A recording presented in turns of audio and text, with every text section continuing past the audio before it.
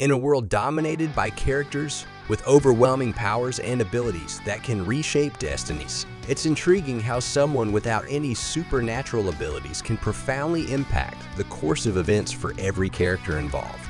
This is exactly what Toji Fushiguro represents in Jujutsu Kaisen, a character who stands out despite lacking any innate cursed energy or technique.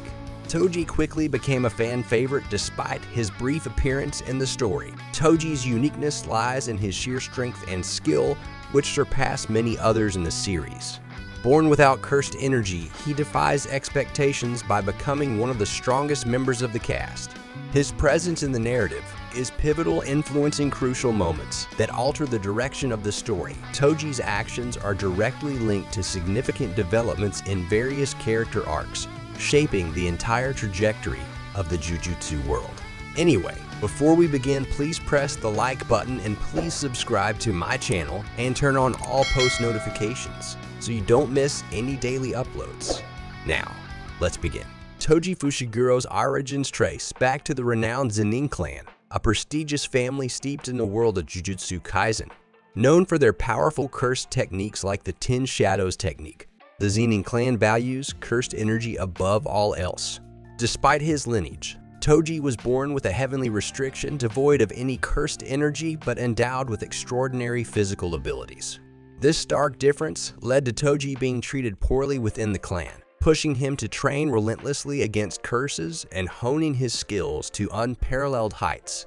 Eventually, he parted ways with the Zenin clan, embarking on a career as a hitman, further refining his formidable talents. It was during this time that he met and fell in love with Megumi's mother, prompting him to leave his dangerous profession behind.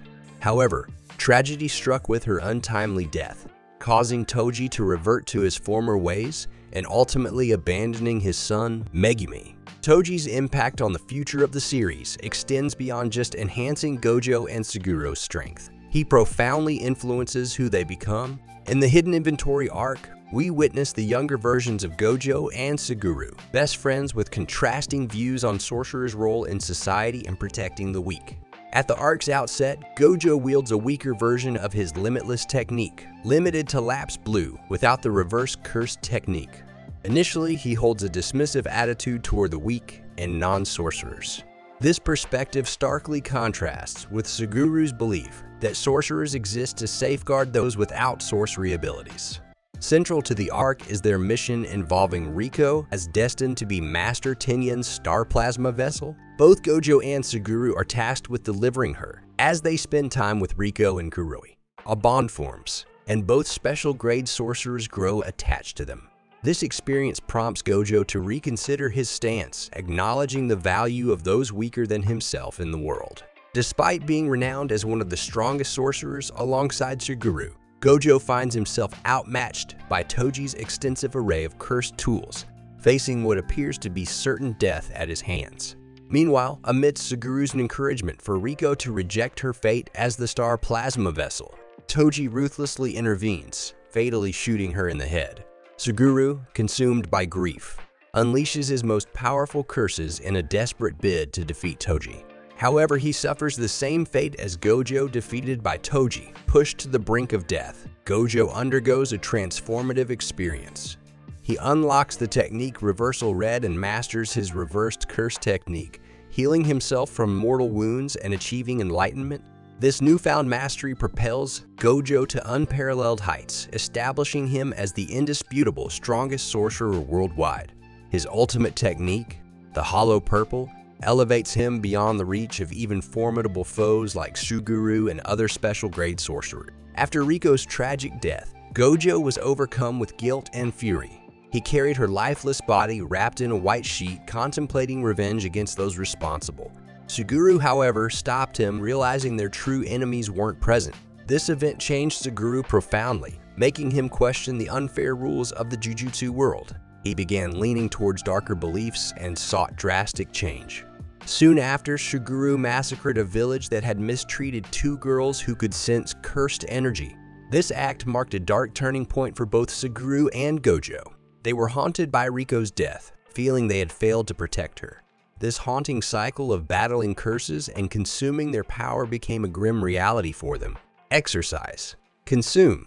It's like tasting a curse, like swallowing something foul. They couldn't escape this endless cycle of battling and consuming curses, driven by a sense of duty but also haunted by their failures. The taste of a curse lingered, a bitter reminder of their failures despite being the strongest. After becoming a cult leader as a ruse, Fushiguro continued his quest to absorb curses to increase his own power, driven by a desire for sorcerer supremacy within the Jujutsu world. However, his ambitions were thwarted following the Night of 100 Curses, during which he was weakened by the combined efforts of Yuta and Rika before meeting his demise at the hands of Gojo Satoru. However, Gojo, still harboring love for his fallen friend, could not bear to dispose of his body, leaving it vulnerable to being stolen by Kenjaku. Assuming the guise of Suguru, Kenjaku exploited Suguru's powers and identity to orchestrate the devastating events of the Shibuya incident and awaken curses, resulting in the upcoming Culling game arc. Kenny's plans, meticulously crafted over a span of 1,000 years, were accelerated by the acquisition of Suguru's body and the absorption of Mahito's abilities. This allowed him to unleash Uzumaki and initiate the brutal Culling game.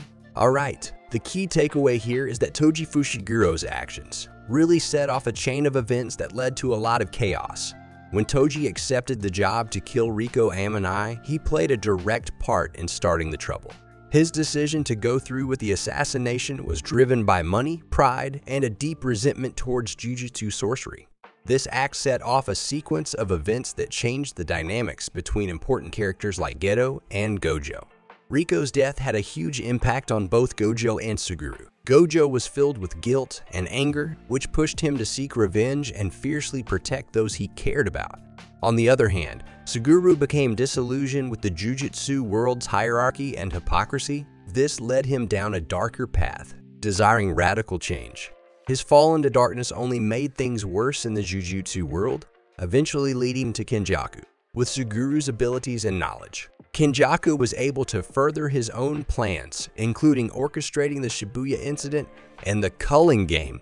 So while Toji didn't directly cause all the events that followed, his actions were the catalyst that set everything in motion.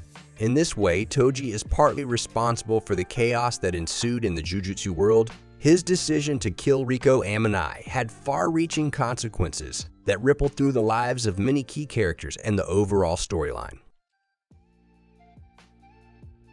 Anyway, please tell me your thoughts in the comments below, and please subscribe to my channel and turn on all post notifications so you don't miss any daily uploads.